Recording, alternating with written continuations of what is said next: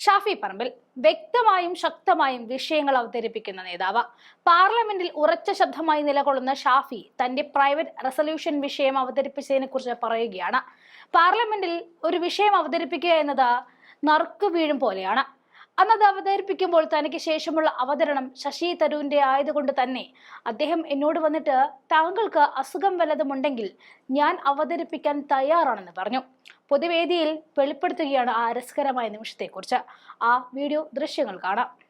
പാർലമെന്റിൽ ഒരു കാര്യം അവതരിപ്പിക്കാൻ മിക്കപ്പോഴും നമുക്ക് തേടേണ്ടി വരുന്ന അനുഗ്രഹം നറുക്കിന്റെയാണ്. നറുക്കെടുപ്പാണ് പ്രധാനം. അസംബ്ലിയിൽ പോയാൽ ഇന്ന വിഷയത്തിൽ ഒരു സബ്മിഷൻ ഞാൻ അവതരിപ്പിക്കാം എന്ന് ഉറപ്പ് പറഞ്ഞിട്ടുണ്ടെങ്കിൽ എനിക്കത് അവതരിപ്പിക്കാൻ പറ്റും. ഇന്ന വിഷയത്തിൽ ഒരു കോളിംഗ് അറ്റൻഷൻ ഉറപ്പായിട്ട് തരാമെന്ന് പറഞ്ഞാൽ അത് വേണമെങ്കിൽ ഉറപ്പായിട്ടും പാർലമെന്ററി പാർട്ടി തീരുമാനിച്ചാൽ നിങ്ങൾക്ക് കിട്ടിയെന്ന് വരും. പക്ഷെ ഒരു വിഷയം പാർലമെന്റിൽ അവതരിപ്പിക്കേണ്ടത് ചോദ്യമാണെങ്കിലും സീറോ ഓവർ ആണെങ്കിലും പ്രൈവറ്റ് മെമ്പർ ആണെങ്കിലും റെസൊല്യൂഷൻ ആണെങ്കിലും ഒക്കെ നറുക്കെടുപ്പാണ്. ഞാൻ അവിടെ തിരഞ്ഞെടുക്കപ്പെടുന്നത് ഈ പ്രൈവറ്റ് മെമ്പർ റെസൊല്യൂഷൻ അവതരിപ്പിക്കുന്നത് വെള്ളിയാഴ്ചയാണ്. തെരഞ്ഞെടുക്കപ്പെടുന്ന ദിവസങ്ങളിലെ പ്രൈവറ്റ് മെമ്പർ റെസൊല്യൂഷന് വേണ്ടി നടക്കുന്ന ലോട്ടിൽ അത് ചിലപ്പോൾ 540 ആളുകൾ പേര് കൊടുത്താലും ആ 540 ആളുകളിൽ നിന്ന് 3 പേരെയാണ് ലോട്ടിട്ടെടുക്കുന്നത്. ആ 3-ൽ ഒരാളാവാനുള്ള അവസരം എനിക്ക് കിട്ടി എന്നുള്ളതായിരുന്നു. ഈ 3-ൽ ഇത് അവതരിപ്പിക്കാൻ അവസരം കിട്ടുന്നത് ഒരാൾക്കാണ്. അത് ആദ്യത്തെ നറുക്ക് കിട്ടുന്ന ആൾ. അതിൽ ആദ്യത്തെ നറുക്കും എനിക്ക് തന്നെ കിട്ടി എന്നുള്ളതാണ്. അങ്ങനെ കിട്ടിയ അവസരത്തിൽ എൻ്റെ മുമ്പിൽ വന്ന വിഷയങ്ങളിൽ ഏറ്റവും പ്രധാനപ്പെട്ടത് വർഷങ്ങൾ കഠിനാധ്വാനം ചെയ്ത് വീട്ടിലുള്ളവരെ ഒന്ന് കാണാൻ ആഗ്രഹിക്കുമ്പോൾ, വർഷങ്ങൾ സ്വരുക്കൂട്ടിയ തുക വെച്ചിട്ട് വീട്ടിലേക്ക് ചെന്ന് പെങ്ങളുടെ കല്യാണം കൂടാൻ ആഗ്രഹിക്കുമ്പോൾ, അല്ലെങ്കിൽ അവിചാരിതമായോ അപ്രതീക്ഷിതമായോ വീട്ടിനകത്ത് ആർക്കെങ്കിലും ഒരു രോഗം വരുമ്പോൾ അവരെ ഒന്ന് താങ്ങി നിർത്താൻ ഓടിച്ചെല്ലണമെന്ന് ആഗ്രഹിക്കുമ്പോൾ, അതും അല്ലെങ്കിൽ മക്കളെ കൂടെ കൊണ്ടുവന്ന് ഇവിടെ കഷ്ടപ്പെട്ട് അവർക്കൊരു ചെറിയ സൗകര്യമൊരുക്കി പഠിപ്പിച്ച് കിട്ടുന്ന ഒരു സ്കൂളിൻ്റെ പരീക്ഷ കഴിഞ്ഞ് കിട്ടുന്ന ഒരു ഇടവേളയിൽ അവർക്ക് ഏട്ടൻ്റെ അഞ്ചൻ്റെ മക്കളോടൊപ്പം, അല്ലെങ്കിൽ അവർക്ക് വല്യമ്മയുടെ വല്യപ്പാടെ മുത്തശ്ശിയുടെ മുത്തശ്ശൻ്റെ കൂടെ, ചെറിയച്ഛൻ്റെ ചെറിയമ്മയുടെ കൂടെ, ആരുടെയെങ്കിലും കൂടെ ആ കുടുംബത്തിൽ ഒന്ന് ചേർന്ന് ആ കുട്ടികളൊന്ന് മിങ്കിൾ ചെയ്യുന്ന കുറച്ച് ദിവസങ്ങളെങ്കിലും ഉണ്ടാവട്ടെ എന്നൊരു സാധാരണ പ്രവാസി ആഗ്രഹിക്കുമ്പോൾ, അവൻ്റെ മുമ്പിൽ ഇടുത്തി പോലെ എപ്പോഴാണോ അവരൊന്നിച്ച് നാട്ടിൽ പോകാൻ ആഗ്രഹിക്കുന്നത് അപ്പം 5ഉം 6ഉം 8ഉം 10ഉം ഇരട്ടിയായിട്ട് ആ തുക വർദ്ധിപ്പിച്ചിട്ട് ഇത് ഡിമാൻഡ് ഡ്രിവനാണ്, ഇത് മാർക്കറ്റ് ഡ്രിവൻ ആണെന്നുള്ള ഓമന പേരിൽ പ്രവാസികളെ കൊള്ളയടിക്കുന്ന സംവിധാനങ്ങൾക്കെതിരെ തന്നെ ആയിരിക്കണം ആ ശബ്ദം പാർലമെന്റിൽ വരേണ്ടത് എന്നുള്ള ഒരാഗ്രഹം മനസ്സിൽ വെച്ചിട്ടാണ് ഈ പ്രൈവറ്റ് മെമ്പർ റെസൊല്യൂഷൻ അവതരിപ്പിച്ചത്. ഞാൻ ഇതിനു മുമ്പും കഴിഞ്ഞ ദിവസങ്ങളിലൊക്കെ പറഞ്ഞൊരു കാര്യം, ഈ ഒന്നാമത്തെ ആൾക്ക് അവതരിപ്പിക്കാൻ കിട്ടിയില്ലെങ്കിലാണ് രണ്ടാമത്തെ ആൾക്ക് അവതരിപ്പിക്കാൻ കിട്ടുക. ഇപ്പം ഞാനിത് അവതരിപ്പിക്കാൻ വേണ്ടി കടലാസമൊക്കെ ആയിട്ട് നിൽക്കുമ്പോഴാണ് നമ്മുടെ ഡോക്ടർ ശശി തരൂർ അതിൽ കൂടെ വരുന്നത്. അദ്ദേഹമാണ് രണ്ടാമത്തെ അതിൽ കൂടെ വരുന്നത്. അപ്പം ഞാൻ ചോദിച്ചു എന്താന്ന് ചോദിച്ചപ്പോൾ പറയാം, അല്ല താങ്കൾക്ക് വല്ല വയറുവേദനയോ മറ്റോ വന്നിട്ടുണ്ടോ എന്ന് അറിയാൻ വേണ്ടി വന്നതാണ്. എനിക്ക് വയറുവേദന വന്നിട്ടുണ്ടെങ്കിൽ പുള്ളിക്ക് ഇത് അവതരിപ്പിക്കാം, അടുത്ത പുള്ളി പറഞ്ഞ വിഷയം അവതരിപ്പിക്കാമെന്നാണ്. അപ്പോൾ അങ്ങനെ കിട്ടിയ ഒരു അവസരമായതുകൊണ്ടാണ് നിങ്ങളത് ശ്രദ്ധിച്ചത്. മറ്റ് സീറോ ഓവറിലും ക്വസ്റ്റ്യനിലൊക്കെ ആണെങ്കിൽ അതിന് 1 മിനിറ്റ് 2 മിനിറ്റൊക്കെ അവതരിപ്പിക്കാൻ പറ്റുള്ളൂ. അപ്പോൾ എന്നോടിപ്പം പലരും ചോദിച്ചു അതെന്തായി എന്നുള്ളത്.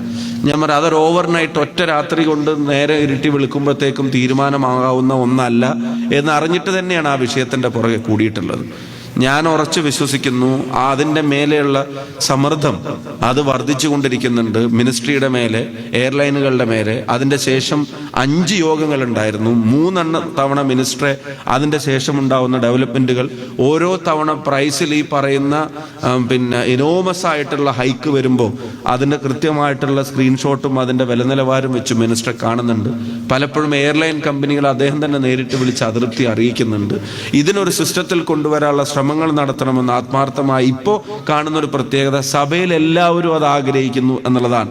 രാഷ്ട്രീയ അതീതമായി സ്പീക്കർ ചെയറിലിരുന്ന ആളുകൾ തൊട്ട് മന്ത്രി തൊട്ട് ബാക്കിയിരിക്കുന്ന മുഴുവൻ ആളുകൾക്കും ഇതൊരു വലിയ അനീതിയാണ് എന്നുള്ള അഭിപ്രായം അത് ഉയർന്നു തന്നെ വന്നുകൊണ്ടിരിക്കുന്നുണ്ട്.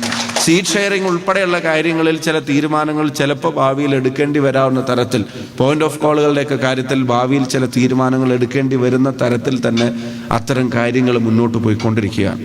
അപ്പം അതിൻ്റെ ഇടയിലും പല തിരിച്ചടികളും ഉണ്ടായി. ആ തിരിച്ചടികളും കാര്യങ്ങളൊക്കെ കൃത്യമായിട്ട് ശ്രദ്ധയിൽപ്പെടുത്തുന്നുണ്ട്. ആ വിഷയത്തെ നമ്മൾ വിട്ടിട്ടില്ല. നമ്മുടെ റെസൊല്യൂഷൻ പാർലമെന്റ് ഇതുവരെ ക്ലോസ് ചെയ്തിട്ടില്ല. അതിൻ്റെ തുടർ ചർച്ചകൾ പാർലമെന്റിൽ ഉണ്ടായിരിക്കും. നിങ്ങൾ രേഖപ്പെടുത്തുന്ന ആശങ്കകൾ കൃത്യമായും തീർച്ചയായിട്ടും അവിടെ ഉന്നയിക്കപ്പെടും. തെളിയിക്കപ്പെടും എന്ന കാര്യത്തിന് സംശയം വേണ്ട.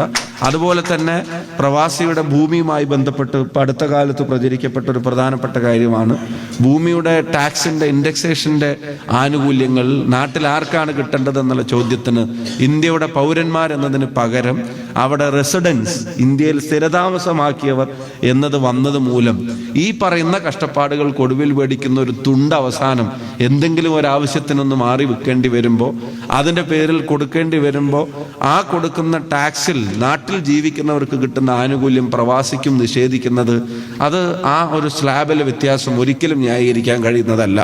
അതും ധനകാര്യമന്ത്രി ഉൾപ്പെടെയുള്ള ആളുകളുടെ ശ്രദ്ധയിലേക്ക് കൊണ്ടുവന്നിട്ടുണ്ട്. അവരെ നേരിട്ട് പോയി കണ്ട് ആ അനീതി അങ്ങനെ സംഭവിക്കുന്നത് ശരിയല്ല എന്നുള്ളതും, അത് ഇന്റൻഷനലി ചെയ്യുന്നതാണോ അതല്ല അതൊരു ടെക്നിക്കൽ ഗ്ലിച്ചിന്റെ ഭാഗമായി സംഭവിച്ചു പോകുന്നതാണോ എന്ന് കൃത്യമായി മനസ്സിലാക്കി പ്രതികരണം നടത്തണം എന്നുള്ളത് ബഹുമാനപ്പെട്ട ധനകാര്യമന്ത്രി ഉൾപ്പെടെയുള്ള ആളുകളോട് ഞാൻ ഉൾപ്പെടെയുള്ള നമ്മുടെ MP-മാർ ഒന്നടങ്കം പോയി ആ വിഷയങ്ങൾ ഉന്നയിച്ചിട്ടുണ്ട്.